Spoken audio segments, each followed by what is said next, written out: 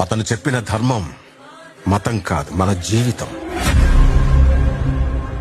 గీతతో కోట్ల మందికి దారి చూపించిన అతనికన్నా గురువెవరు?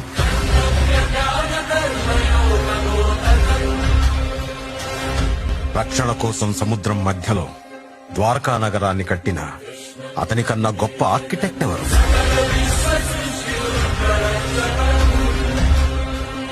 చూపుతోనే మనసులోని మాట చెప్పే అతనికన్నా గొప్ప సైకాలజిస్ట్ ఎవరు? వేణుగానంతోనే గోవుల్ని గోపికల్ని కట్టిపడేసే అతన్ని మించిన మ్యూజిషియన్ ఎవరు? నిత్యారోగ్యంతో ఉండే సూచనలు చెప్పిన అతనికి మించిన డాక్టర్ ఎవరు? ధర్మం కోసం యుద్ధం చేయమని చెప్పిన అతన్ని మించిన వీరుడెవరు?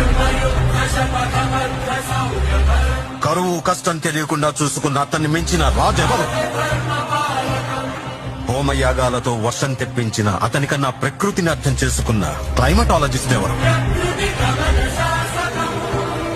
అన్కంట్రోలబుల్ ఆర్పిఎం తో తిరిగే సుదర్శన చక్రాన్ని కంట్రోల్ చేసే అతనికి మించిన కైనెటిక్ ఇంజనీర్ ఎవరు?